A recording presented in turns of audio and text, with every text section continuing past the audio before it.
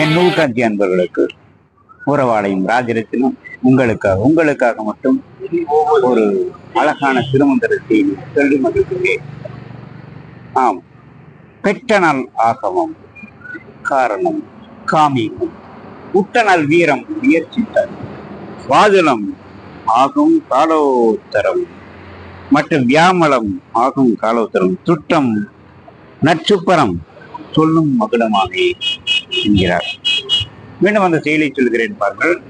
பெற்ற நல் ஆகும் காரணம் காமீகம், உட்ட நல் வீரம் முயற்சித்தம், வாதலம் மற்றும் வியாமலம் ஆகும் காலோத்தரம், குற்றம் துப்பரம் சொல்லும் மகுடமாவே என்கிறார்.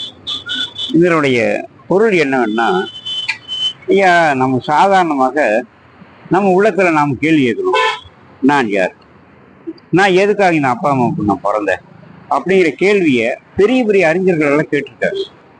கேட்டதுனால அவங்களுக்கு என்ன பதில் சொல்லுதுன்னா, அந்த பதில் உங்க அம்மா அப்பாவுக்கு, நீ பிறந்த ஊருக்கு, நீ பிறந்த நாட்டுக்கு, இன்னும் இந்த பிறந்த மண்ணுக்கு, இந்த பிறந்த பூமிக்கு நீ என்னென்ன செய்யணுமோ அத்தனை செய் அப்படின்னு நல்ல மனசு சொல்லுமா. நல்ல மனசு சொல்லுதான், அது காமியகம் சொல்லுகிறது. அப்படி சொல்லும் போது பாருங்க, அப்படி சொல்லி இப்படி பல கனவுகளோடு வாழ்ந்தவர்கள் தான் மிகப்பெரிய சாதனை செய்திருக்கிறார்கள். அந்த சாதனை மிகப்பெரிய சாதனை. உட்டனால் வீரம் முயற்சி. இப்போ அடுத்ததாக சொல்லாருங்க, உட்டனால் வீரம். இதுக்கு என்ன வேணும்? துணிச்சலான மனோபம். இப்ப நம்ம துணிச்சலான மனோபம் இருப்பதுதான் மிகப்பெரிய விஷயம். அதுக்கு உயர் சித்தம், நல்ல மனசும் வேணும். அப்போ நல்ல மனசும் இருந்தா இந்த 4 படிகள் நம்ம தாண்டிட்டோம். சரி, அன்றாடம் தினந்தோறும் நம்முடைய மனசை நாம் எடை போட்டு கொண்டே இருக்கிறது. அது மட்டுமல்ல, எடை போட்டால் நம்முடைய பலவீனம் நன்றாக புரியும்.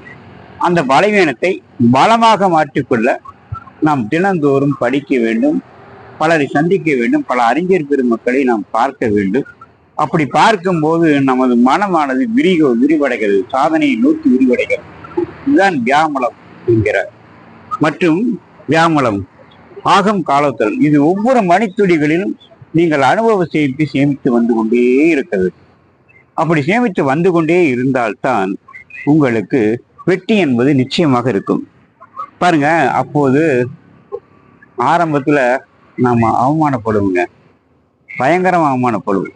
அந்த அவமானங்களை என்ன ஆகிறோம்னா, அந்த அவமானங்களை எல்லாம் வெகுமானங்களாக்கும் போது மனித குலத்தால் நாம் மதிக்கப்படுகிறோம். மனித குலத்தால் நாம் மதிக்கப்படுகிறோம். அந்த மனித குலத்தால் நாம் மதிக்கப்படும் போது என்ன ஆகுது? சுப்பரம், நாம் காலத்தால் அழியாத மனிதனாக நாம் வாழ முடிகிறது. வேற யாரும் வேண்டாங்க, அப்துல் கலாம் அவர்களே நாம் பார்க்கலாம். ஏன்னா என்ன, அந்த படியை வரிசையை பாருங்களேன். இப்போ அம்மா அப்பாவுக்கு நல்ல பேர் கண்டிப்பா சம்பாதிச்சிருக்காரு. ஒரு ராமேஸ்வர கோயிலுக்கு இணையாக ஒரு நினைவிடத்தை வைத்துக் கொண்டு சம்மணம் போட்டு தந்திருக்காரு. அது மட்டும் இல்லைங்க, ஏன் இது அவருக்கு காமியமாக வந்துச்சு. இதுக்கு என்னன்னா, அயராத உழைப்பு, விடாத உழைப்பு. அவருடைய வாழ்க்கையில கிடைத்திருக்கிற ஒவ்வொரு பகுதியும் பாருங்க. கல்லூரிக்கு போறார், அசைவ உணவு சாப்பிட்டா இவ்வளவு கட்டணம், சைவ உணவு சாப்பிட்டா இவ்வளவு கட்டணம்னா, எனக்கு சைவ உணவே போதும் என்று அன்றே சைவ உணவத்துக்கு மாறிவிட்டு வர அவ்வளவு துணிச்சல். அப்புறம் எதையும் ஒரு துணிச்சலாக செய்ய ஒரு மனோபம். தனக்கு ஒரு சிக்கல் வரும்போது பாருங்க என்ன ஆகுதுன்னா, அவர் பெற்ற விருதை, அந்த புத்தகத்தை கொண்டு போய் இன்னொரு வருடத்துக்கு கொடுத்து அதை என்ன பண்றாருன்னு கேட்டீங்கன்னா, அந்த கொடுத்தவர் எதுக்காக வாங்கி எந்த புத்தகத்தை கொண்டு வந்து வைக்கிறீர்கள் என்றால், என் தாய் தந்தையை பார்க்க வேண்டும் நான் என்று சொல்கிறார்.